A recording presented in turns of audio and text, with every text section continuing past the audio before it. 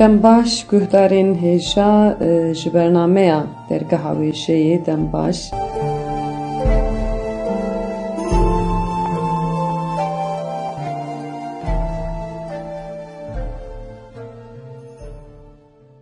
Ji bernameya dergeha wêjeyê dem baş guhdarên hêja ez Roza Metîna. Bi bernameyekê nû li pêşberî we me di vê bernameyê de jî ez dixwazim bi taybet li ser roman û metafor bisekinim û ji bo vê yekê jî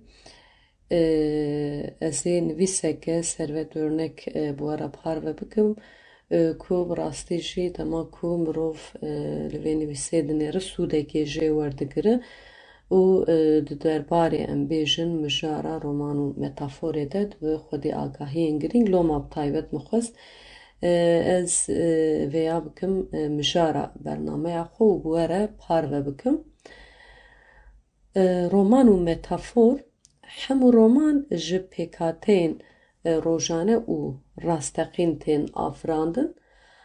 Ango pêkhateyên romanê fêza xwe ji jiyana rasteqîn digire lê tiştên ku di romanê de tên vegotin ne rastî bi xwe ne. Mijar, dem, mekan û hemû pêkhateyên romanê di bîra hunermend de bi awayekî hostayene ji nû ve tê çêkirin. Metnên edebî ne tenê çavkaniyê şahiyê ne, di heman demê de çalakiyên hunerî û zimanî ne jî. Di demarê nû de çand, dîrok û civak diherike. Metnên edebî ne tenê rastiya heyî nîşan didin. Rastiya heyî diguherînin û ji nû ve jî diafirînin. Roman ji bo çavdêrkirin, analîzkirin û têgihiştina cîhana derûnî û vegotina jiyanê derfetên giranbiha jî pêşkêşî me dike. Bi gotineke din roman ji bo analîzkirina takêkesî û civakî amûreke têr û tije ye. Ji ber ku demarên romanê di nav civakê de ye kodên civakî, çandî, siyasî û zimanî vedihewîne. Her bûyer, hest û rewşên ku civakê eleqedar dikin dibe mijara romanê û roman bi alîkariya hûnandineke çêkirî tê vegotin. Bi alîkariya derfetên vegotina fîktîv çêkirî pir caran pêkhateyên romanê tên îdealîzekirin. Dema ku nivîskar romanê dinivîse kan û îlhama mijarê jiyana rasteqîn e lê dema ku berhem diqede pêkhateyên romanê bi tevahî çêkirî ne û rastiyên hunermend in. Bi gotineke din tiştên ku hatine vegotin ne bi tevahî rast in û ne jî mirov dikare bibêje dûrî rastiyê ne. Her çiqas kana romanê rastî bi xwe ve jî rastiya jiyanê û ya romanê ne heman tişt e. Rastiya jiyanê di berhemên hunerî de rastiyeke xeyalî ye. Di berhemên hunerî de jiyana rasteqîn li gor nêrîn û dîtinên hunermend tê guhertin û afirandin. Romannûs afirîneriya xwe bi kar tîne da ku ji me re cîhaneke nû û çêkirî ava bike. Hin caran ev cîhana çêkirî mîna tiştên dûrî aqil bên pejirandin jî bi domana demê re mirov dibîne ku pêkan bûne. Romanên fantastîk mînak û delîlên herî baş ên vê mijarê ne. Ji ber ku roman amûreke vegotina serdema nûje ne. Bi awayekî xwezayî ji bo têgihiştina têgeha modernîteyê derfeteke hêja dide me. Roman rê dide me ku hem em hayê rastiya xwe bin hem jî hayê dînamîkên cihêreng ên civakê bin. Ji ber van taybetmendiyên romanê mirov dikare bibe ji roman neynika jiyanê ye. Tiştên ku di jiyanê de qewimin di vê neynikê de tên temaşekirin. Angaştên di heqê afirandin û pêşveçûna romanê û modernîteyê dişibin hevlê di vê mijarê de jî lênêzbûnên cuda hene. Di navbera van her du têgehan de xala hevpar a heyrî girîng ew e ku pêşeroja her du têgehan jî hetanî sed sala hevdemîn û hîjdemîn diçe.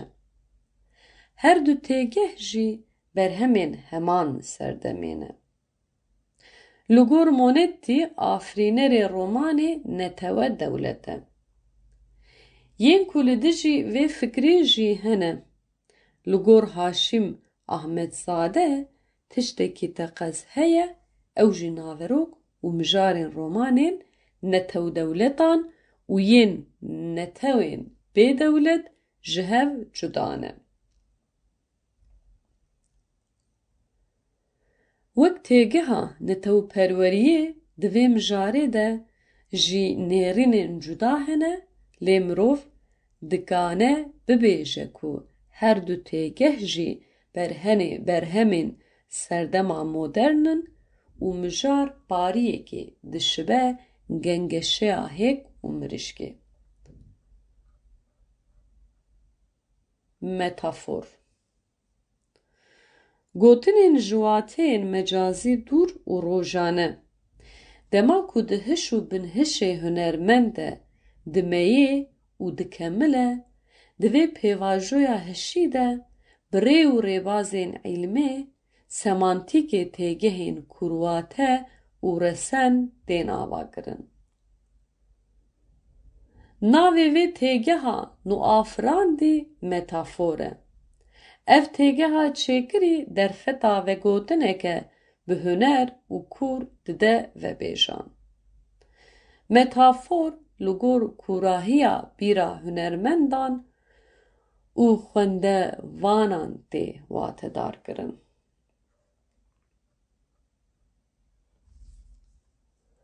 Di pêvajoya dîrokê de nivîskar û ramanweran ji têgehên kurwate qalibî û edebî sûd wergirtine, da ku raman û nêrînên xwe çêtir bibînin ziman.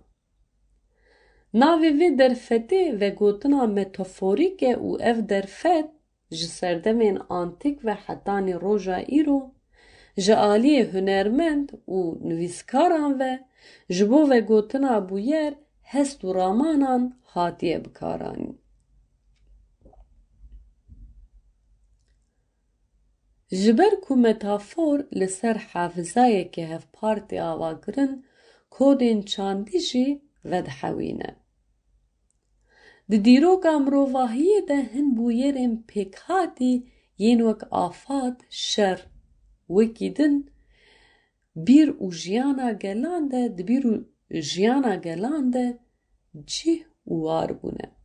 Û van bûyerên xwezayî têgeha metaforê û civaknasiyê anîye balhev û bi hev re têkildar kiriye. Bûyerên ku li ser hefiza hatine pêşwazî kirin. Bûyerên ku li ser hefiza mirovan û civakê de bandorên erênî û neyînî hiştine jî bi têgehên derûnnasî hatine pêşwazî kirin. Ango bikaranîna metaforan doh jî balkêş û hunerî bû. Îro jî balkêş û hunerî ye. Di metnên edebî de bikaranîna metaforan wek taybetmendiyeke erênî tê pejirandin. Bi tevahî çêkirina metaforan bi anîna cemhev a peyvên cihêreng pêkan dibe û bi alîkariya metaforan vegotina têgehên razber hêsantir dibe. Di şêwaza vê vegotinê de mijar û têgehên ku bi pênc lebatên mirov nayên fêmkirin û bilêvkirin, bi alîkariya metaforan tên paşwazîkirin.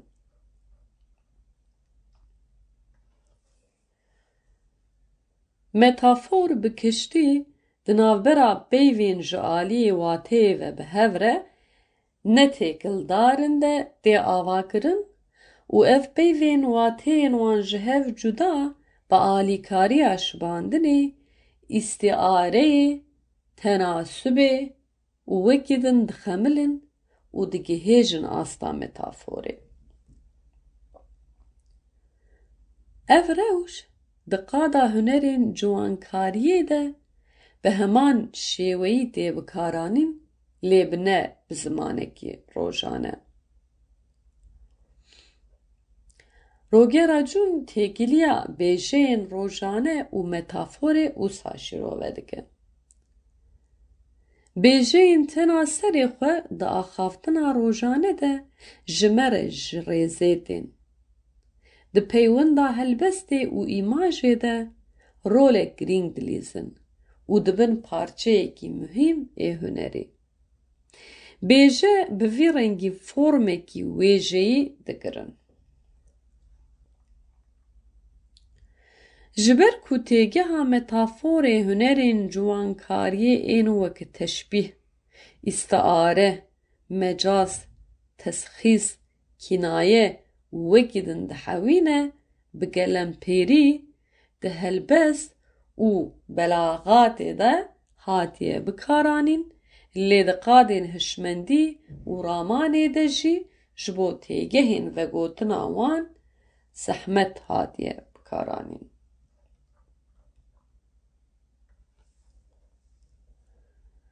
Di binyada têkiliyên ku em bi mirovan re saz dikin de, di pêvajoya perwerdeya ku em dîstînin de, di rewşên cihêrin ku em di seranserê jiyanê de pê re rûbirû dimînin de, di biryardayîna derheqê pirsgirêkan de û di pejirandina hin fikir û ramanan de çê xirab peywendiyeke çalak û eqilî heye. Ev pêvajoya zihnî esasen bi watedarkirina têgehan tê avakirin. Dema ku şîrove dikeve meriyetê bi awayekî xwezayî hin rewş û bûyer di jiyana rojane de ji rêzê tên dîtin, lê di eslê xwe de ev rewş û bûyerên ji rêzê di hin merhaleyan de derbas dibin, dikemilin û wateyên mecazî û kûr hildigirin. Di encama vê pêvajoyê de têkiliya têgehê û zimannasiyê derdikeve holê. Ev tiştê ku em jê re dibêjin wate, di zimannasiyê de dibin serenava semantîkê de tê lêkolînkirin. Peyva metaforê jî yek ji wan babetan e ku dibin vê serenavê de tê nîqaşkirin. Rogera Cûn jî pêvajoya çêkirina metaforan wek çalakiyeke hişmendî dipejirîne û vê pêvajoyê wisa vedibêje. Îmaj ji me re ne dinyaya rasteqîn, ji kaînatan kaînatekê didin nîşandan. Ev tişt pêşkêşkirineke nû ye. Dibe ku tu têkiliya tiştên îmajê temsîl dikin, bi vê tiştî re tu nebejî. Dibe ku tenê di kaînata xewnan de jî cih bigire. Dema em li îmajê dinerin, çu cure îmaj be bila bibe, îmaj berhemeke hişmendiya mirov e. Hin awayên derbirînê hene. Him ji bo bilêvkirina hest û ramanên di jiyana rojane de, him jî ji bo têgihiştina berhemên edebî wek mifteyê tên bikaranîn. Vegotina bi vî awayê yekrengiya bêjeyan û vegotinê ji holê radike. Zimanekî bi xemil û herikbar ava dike. Ji ber vê taybetmendiya sembolîk û resen mirov dikare têgeha metaforê wek gotinên pêşiyan û biwêjan bipeşirîne. Ji bo vegotineke Kurd û kûr pêdivî bi metaforan heye.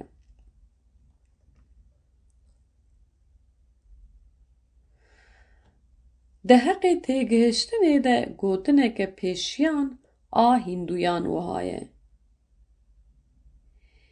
Ên bibînin nebîre, îxtîmalê ku benê li ser bîrê kine. Têgihiştina ji metaforan ji bo her kesî ne heman tişt e. Her kes li gor feraseta xwe û kûrbûna bîra xwe tê digêje. Hin caran wateya ku hunermend li metaforê bar bike û tiştên ku xwendevan jê fam dike ji hev cuda ne. Ev rewş him bi kûrahiya bîra hunermend ve him jî bi kûrahiya bîra xwendevan ve têkildar e. Heta hin caran têgihiştina xwendevanan jiya nivîskarên kûrtir e, lê berava ji vê rewşê jî pêkan e. Peyva metaforê peyveke Yewnanî ye û ji Yewnanî derbasî zimanên rojavayî bûye. Bikaranîna zimanekî hunerî ji bilî wateyên bingehîn bi gelempêrî bi têgehên metaforîk tên vegotin. Hest û ramanên bi metaforan têne vegotin ne tenê di wêjeyê de, her wiha di gelek çalakiyên hunerî de tên bikaranîn. Heta pir caran ne ji metaforan be vegotina têgehên razber ne pêkan e. Ji ber vê taybetmendiyê metafor ji bo vegotina hest û ramanan amûreke hêja û bingehîn e. Diyarê ku têgeh dwarên cudayîn wekî edebiyat, zimannasî, felsefe, retorîk, psikanalîz û wekî din bi awayekî berfireh tê bikaranîn. Ji Arîstoteles heta îro lîteratûreke berfireh li ser cure, peywir û armanca mecazê hatiye avakirin. Di edebiyatê de armanca sepandina metaforê peyvên bibandor û xweşik pêşkêşkirin e. Bi vî awayî him peywira metaforê ya xamilandina vegotinê him jî têkiliya wê ya bi heqîqetê ve girêdayî tê diyarkirin. Belê guhdarên hêja min balkişan ser roman û metaforê. Niha jî dixwazim çend helbestan bi we re parve bikim. Yek jî helbesteke Arjen Arî dixwazim niha ji bo we bixwînim. Heftok. Yekê yek bir, dudiyê yek xwar, sisê sêwî mêwî ma, çar pêre stûxwar. Pênc mîna şêran bû, şeş ji ber heftê rabû, heştê cih neda nehê, da ku neh negihe dehê. Bi stûyê yazdehê girt, dibin sêzdehê de ma duwazdehê mehê. Çardeh berizî pazdehê, got kidî zêde mebe. Nebe tu bibî pazdeh, bi dûte de welleh. Dortê ji mara şazdehê, zarokno ji bîra we neçe, îro bû salvegera Helepçê. Belê guhdarên hêja niha jî dixwazim helbesteke Firofirûzat bi we re parov ve bikim, Xatir xwazî. Diçim westiyayê û zenûn û dilbizar, ber bi hêlîna xwe ya wêrane, welleh ji bajarê we dibim, dilê xwe yî bengî û dîwane. Dibim heta wê menzîla dûr, da bişom ji rengê gunehê, ji hemû arezûyên nelicî û beyhûde dabişom ji çilka evînê. Dibim da ku ji te dûr bixim ji te ey şemla hêviyên bêçare. Dibim ji bo zindî bixim gorê da weselê êdî nexe bîra xwe. Nalîn dileriz e, rondik direqis e, ax bihêle ez birevim ji te. Ey ganiya bixwemexwim a gunehan, çêtir e ez hevza xwe bikim ji te. Bi Xwedê ez bişgoja şadiyê bûm. Destê evînê hat û ez qetandim ji şaxê. Ku lêva min cardin negihîştin wan lêvan, sed heyf bûm şuhleya axînê. Axir piyên min bi bendê seferê hatin girêdan. Lêv biken dil bi xwîn diçim. Ey hêviya bêkêr a bêhasil, dev ji dilê min berde êdî diçim. Belê guhdarên hêjan hajî dixwazim helbesteke şêrko bêkes bi we re parve bikim. Winda bûn. Hemû caran ku serî dixî li ser milê min, wextê diçim nav porê te, di nav wê de bibim perperoka şaşbûyî û winda dibim û nayêm. Hemû caran ku destî dixî nav destên min, êdî ew 5 tiliyên destê min, dibin 5 masiyên hûr û diçin gola çavên te û winda dibin û nayên. Ew wextê ez vedigerim bo nav xwe, ew deme ye ku ez tenê me û tu li wir nînî.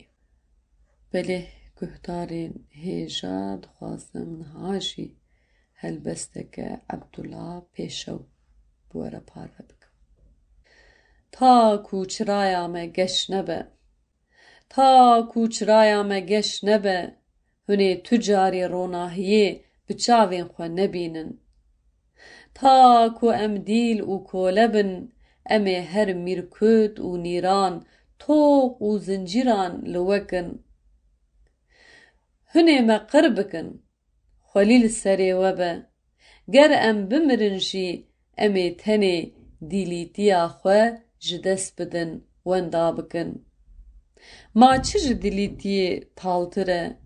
Ger em bên kuştin jî, ma kî ji kolê şehîd zaltir e? Hunê me qir bikin, xwelî li serê we be. Piştî mirinê jî em nahêlin hin welatê me ji xwe re bikin mal. Em rê nadin hin goştê me bixwin weke qerereşk û qertal. Qet nebe em ê bibin kurmik bikevin nav dexl û danê we. Em ê bibin qûmik bikevin nav pariyên nanê we. Em ê bibin mar û mişk bi we vedin li nav nivînê we. Em ê bibin mîqrob û şêrpençe biherîmînin xwîna we. Em ê bibin gul her carekê li dereka laşê we derkevin. Em ê bibin jan ji sed aliyan ve bi ser we de bên. Em ê bibin zêrûyên hezarling, gewriya we hişk bikin. Em ê bibin birzik li ber lêvên we. Hunê me qir bikin, xwelî li serê we be. Piştî mirinê jî em nahêlin hin welatê me ji xwe re bikin mal. Em rê nadin hin goştê me bixwin weke qerereşk û qertal. Hin şahiyê bikin, em ê li we bikin şînî. Hin behiyan deynin, em ê we bi pêkenînê gêj bikin. Em ê zimanê we hişk bikin, çavan li we tarî bikin. Em ê bibin mûyê nav nanê we û gemar di nav ava we de. Ta ku çiraya me geş nebe, hunê tu carî ronahiyê bi çavên xwe nebînin. تا کو ام دیل و کولبن ام هر میرکد و نیران توق و زنجیران لوکن. بله گهدارین هیشان هاش دخوازم هلبسته که ریناز شیان یا سرودا کردستانی جواره بخوینم. بله گهدارین هیشان ریناز شیان سرودا کردستانی.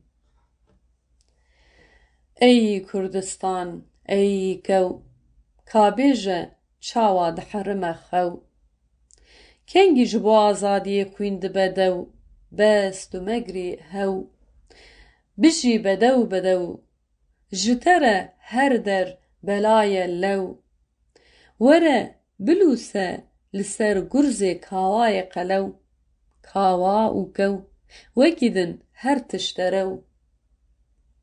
ای کردستان ای خوین سری هسپ خو بردایه بچارگاوان تی سلحاتین دی شر تده ممی شوری دست خو شخوره کریه زین مجه چرم خوی چریایی جتر چه کریه آلا رنگین نبی جبو مرنا مگری و مکشین مرنا جبو تشیرین لتخوش حلال به هر چجمنی و جو ما به جین آنجی اوین کی جمع قیما خواه بندستیه بینه بلا لیب به جحر و اندرین.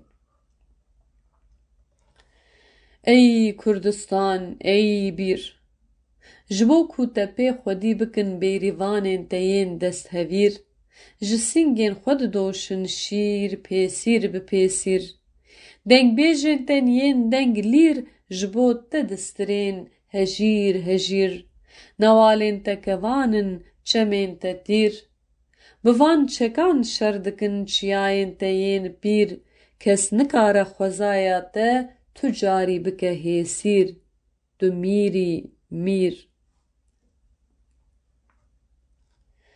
ای کردستان ای آگر جبو کتبکن پارچه او داگر خوفن ایریش دکن ددسوان ده بور ملدجی دجمنین تین کافر لجیر و لجور شرکر دو نزانی بیجبو ته کی مر و کی نمر دو هر دلالا بردلی مبویی مدا تقدر دوی صبر دوی عهد و ایمان و جر قد نینه جوناوی ته خوشکتر ذکر مجبوطة بلقطان عمر ما قبر كر قصر مجكوما ميتين شهيدين خوشي كر جيا و آگر مجبوطة رجان حبر و حيسر ما تبخوينا خوكري طاهر. ای کردستان ای دوز بسوز امی تجاری نهیلن کو نزب بن زاگروز امی تجاری نهیلن کو کور ببن نوروز هر نوروز امی لدورا ایگر ببن موز امی جوی آگری ره هستین خو بکن کوز امی مدان جخوره بکن میترالیوز و دقنانوز امی سوار ببن لسر پشتا باهوزین بوز امی دریایان بکلینن و پارزمینان بکن توز. بله گهدارین هیجا دوی برنامه دشی از لسر مشارا رومان و متافوری سکنیم ده همان دمی دشی من هنک هلبسکارین کرد این هیجا جی جوارا خوان بوارا پار وکر هیوی دکم و کیفک شوی برنامه گرده به حتا دمک دنی بمینند خیر و خوشیه ده به هنر نمینند.